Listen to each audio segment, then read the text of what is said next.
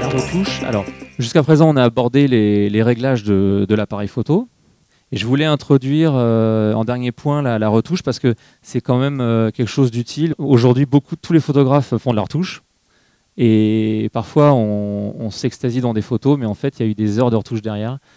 Et parfois même, les photos à l'origine ne sont pas très intéressantes. Et donc, la retouche, c'est important. Alors, il ne faut pas trop en abuser. Il faut que ça reste quand même de la cosmétique, c'est-à-dire que ça n'aille pas trop loin. Sauf si le fait d'aller très loin dans la retouche apporte vraiment un sens à l'image. Si ça apporte un sens, dans ces cas-là, ça peut être intéressant de le faire. Moi, ce que je pense, c'est que la retouche ne doit pas se voir la plupart du temps. C'est-à-dire que quand on retouche une image, il ne faut pas se dire, si vous la montrez à quelqu'un, il ne faut pas que cette personne dise « Ah bah tiens, il a retouché l'image ». Il faut que ça paraisse naturel. Mais on va voir, la retouche a un vrai sens et peut apporter une image, enfin peut permettre d'avoir une image beaucoup plus belle. Alors, le logiciel de retouche que j'ai utilisé, c'est Lightroom. Alors, je parle de Lightroom parce que c'est un logiciel qui est pour moi le plus simple et le plus complet des logiciels de retouche photo actuellement. Photoshop Elements, c'est très bien aussi. C'est fait par la même boîte d'ailleurs. Lightroom, c'est un logiciel qui est très simple parce que vous avez plus ou moins une colonne de réglage à droite de votre écran. Tout se passe sur cette colonne. Donc, c'est assez simple à prendre en main. Donc n'hésitez pas, vous avez bien compris les réglages de votre appareil photo, à éventuellement penser à passer à l'étape supplémentaire qui est la retouche dans l'ordinateur. Donc on voit ici par exemple que j'ai un petit peu intensifié les bleus d'arrière-plan, les bleus sur le tissu du modèle. Et alors la correction couleur a été faite de façon sélective, c'est-à-dire que les bleus ont été intensifiés sur le tissu et l'arrière-plan, mais pas la peau du sujet. On a un petit peu bleuté les ombres sur le visage, mais très légèrement, pour qu'on garde une carnation assez chaude. Alors voilà une autre photo qui a été faite sans retouche. Donc on part bien parce que si vous regardez, vous avez du détail dans le ciel, on a du détail sur les parties sombres. En fait, on a de la matière partout. Mais c'est un peu plat. C'est un peu plat, et si par exemple, je veux remonter ma lumière sur la partie basse, le ciel va devenir trop blanc, il n'y aura plus de détails dans le ciel.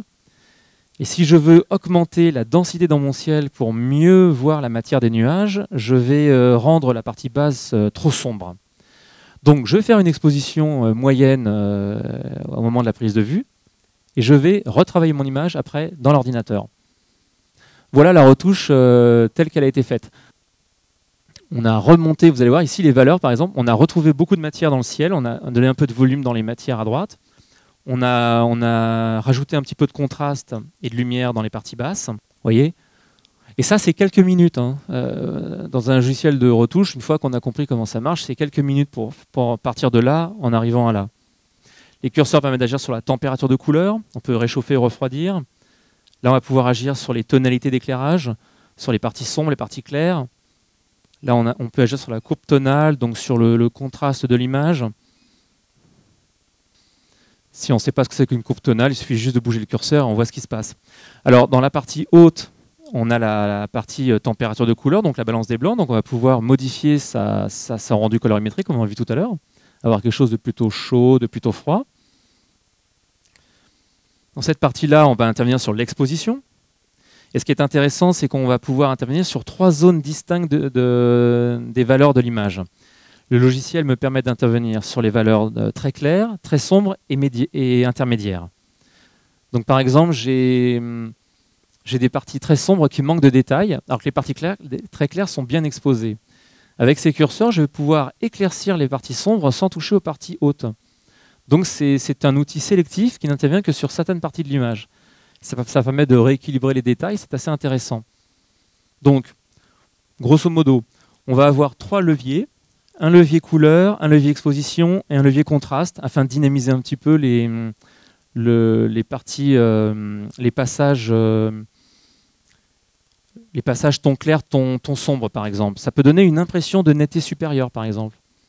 Quand on augmente le contraste d'une image, on donne l'impression que la netteté apparente est meilleure, alors qu'en réalité c'est la même, mais c'est un outil efficace pour donner un peu de relief à l'image. Toujours dans ce même logiciel de retouche, je vais pouvoir aussi intervenir sur la netteté. C'est-à-dire que là, j'ai un outil netteté qui permet d'accentuer l'impression de netteté apparente de l'image. En fait, le logiciel fait ce qu'on appelle une accentuation du contraste de bord. C'est-à-dire qu'il accentue uniquement les contours du sujet. Si ici vous avez un sujet avec un contour un peu sombre sur un fond clair, il va accentuer la ligne de démarcation pour donner l'impression que c'est plus net. Juste en dessous, je vais pouvoir agir sur le bruit de mon image. Alors le bruit, c'est le grain dont je disais tout à l'heure quand je parlais des ISO. Je disais quand on augmente la valeur ISO, on fait apparaître du grain dans l'image. Alors parfois on est obligé d'augmenter la valeur ISO parce qu'on n'a pas le choix. On l'a vu tout à l'heure, on a besoin de faire une photo nette à main levée. Et comme on manque de lumière, on est obligé de monter la valeur ISO pour avoir une photo nette. Sauf que cette montée d'ISO fait apparaître du grain, donc je peux m'arranger pour effacer, réduire ce grain dans l'ordinateur. Le grain, c'est des petites taches colorées qui viennent parasiter l'image. Et avec ces curseurs, je vais pouvoir décolorer ce grain, parce que le gros souci, c'est surtout la couleur du grain qui est un problème. Ça donne des taches colorées, c'est pas du tout naturel. Donc je vais pouvoir, avec les curseurs, je vais pouvoir décolorer le grain de l'image. Et j'ai aussi un autre curseur qui permet de lisser ce grain, c'est-à-dire réduire son apparence, sa structure. Il ne faut pas pousser les curseurs trop loin, parce que si je vais trop loin dans mes curseurs, si je lisse trop, si je décolore trop le grain, j'enlève du détail dans l'image, j'enlève de la matière en fait. Donc il faut trouver le bon équilibre entre trop de grain et pas assez de matière. Il ne faut pas trop enlever de grain non plus. L'idée, c'est de surtout s'attaquer à la coloration du grain. On décolore le grain tant qu'on peut et on essaye de diminuer un peu sa structure apparente, mais sans trop y toucher pour pas trop amoindrir le rendu de matière. Et puis, je voulais en reparler du vignotage, voilà, parce que c'est un outil dont on sert beaucoup, soit pour corriger un excès de vignotage, soit pour en rajouter. Alors, en général, quand on corrige un excès de vignotage, c'est qu'on est plutôt en grand angle et qu'on a une optique standard qui crée un peu de vignotage parce que ce n'est pas une optique pro. Les optiques pro sont mieux traitées contre le vignotage, les défauts optiques en règle générale.